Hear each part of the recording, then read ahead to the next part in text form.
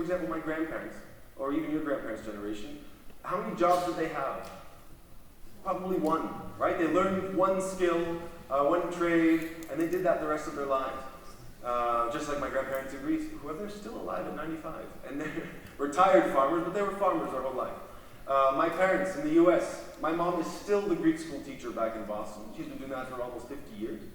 My dad was a courier for most of his life.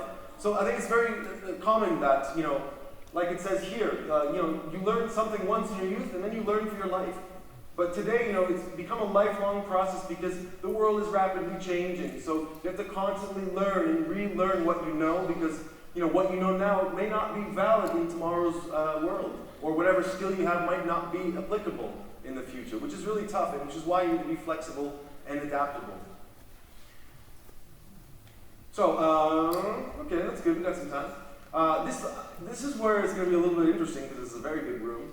But I want to know, the last question down here in the bottom, I want to know your opinion. Which of these 21st century skills do you think is going to be the most important in 10 years' time? And I want you, of course, to justify your answer and tell me your opinion, why. So I've listed the skills here for your convenience.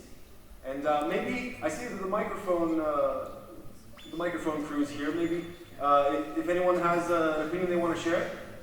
And of course, if you don't, I will share my opinion, but I've been doing that the last 20 minutes. So, which skill do you think is going to be the most important in 10 years' time?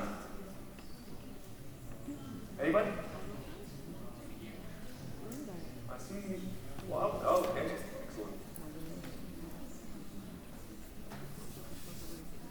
Okay. Hello, everyone.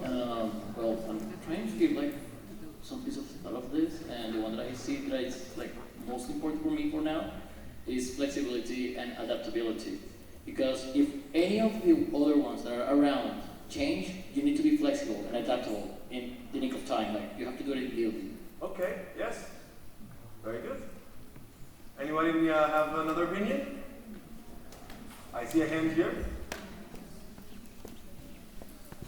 Sorry, you weren't ready to do the microphone thing yet, but you need to be flexible and adaptable. I believe social responsibility and ethics, because things are going too fast, in this globalized world, that I think we're trespassing each other too much. And it has become like a world of competition, and if we don't keep in mind our social responsibility, we're going nowhere. Very nice, yes. Other opinion? Over here, yes, great. I think the most important one is problem solving, because as the video showed us, they said basically that, well, today we have our own problems, but problems will be continued to change in the future. The problems from the future we don't know yet, so it's better to be prepared now. Okay. I see you have a... Yeah. I think collaboration and teamwork. Okay. Because we are living in a globalized world wherein each countries or each of us should be connected. And there's a possibility that we will be helping each other in order for us to be more successful and progressive in the future.